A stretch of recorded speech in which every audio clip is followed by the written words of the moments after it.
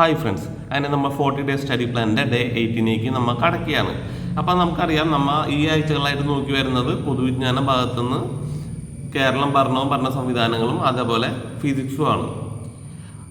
അപ്പോൾ നമ്മൾ ഇന്ന് മെയിനായിട്ട് നോക്കാൻ പോണത് ഭരണഘടനാ സ്ഥാപനങ്ങളാണ്. അപ്പോൾ ഈ ഭരണഘടനാ സ്ഥാപനങ്ങളിൽ തന്നെ നമ്മൾ ഇലക്ഷൻ കമ്മീഷൻ കുറച്ച് ഡീറ്റെയിൽ ആയിട്ട് നോക്കണം. കാരണം ഈ അടുത്താണ് ഇലക്ഷൻ കഴിഞ്ഞിട്ട്. അപ്പോൾ അത് റിലേറ്റഡ് ആയിട്ടുള്ള കാര്യങ്ങളെല്ലാം നിർബന്ധമായിട്ട് നോക്കണം.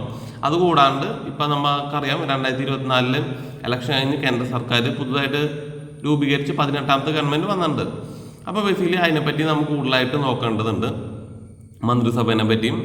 പിന്നെ അതുകൂടാണ്ട് ഫിസിക്സ് എന്ന് പറയുമ്പോൾ ഇന്ന് നമ്മൾ നോക്കുന്നത് ഗുരുത്വാകർഷണമാണ്.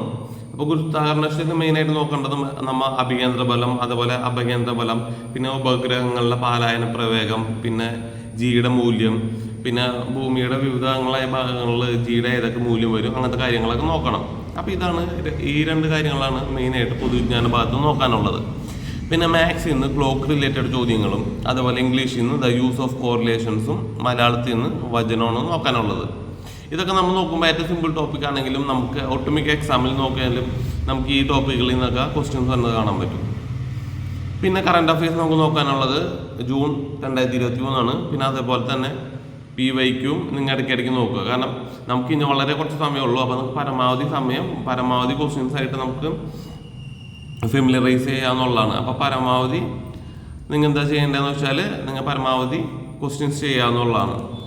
പിന്നെ ഇത് കൂടാണ്ട് ഇതിൻ്റെ ഇടയ്ക്കുള്ള സമയം നമ്മൾ മുന്നേ തീർത്ത പോർഷൻസ് ആയ കോൺസ്റ്റിറ്റ്യൂഷൻ, എക്കണോമിക്സ്, അതേപോലെ തന്നെ സുപ്രധാന നിയമങ്ങളായാലും ബയോളജി ആയാലും നിങ്ങൾ പരമാവധി അത് റിവൈസ് ചെയ്തുകൊണ്ടിരിക്കുക. എന്നാലേ നമ്മുടെ കയ്യിൽ നിന്ന് വിട്ടു പോകാണ്ടിരിക്കാൻ പറ്റുള്ളൂ. അപ്പോൾ എല്ലാവരും അടിപൊളിയായിട്ട് പഠിച്ച് മുന്നോട്ട് പോവാം, നമുക്ക് എക്സാമിന് തകർക്കാം. Thank you. Have a nice day.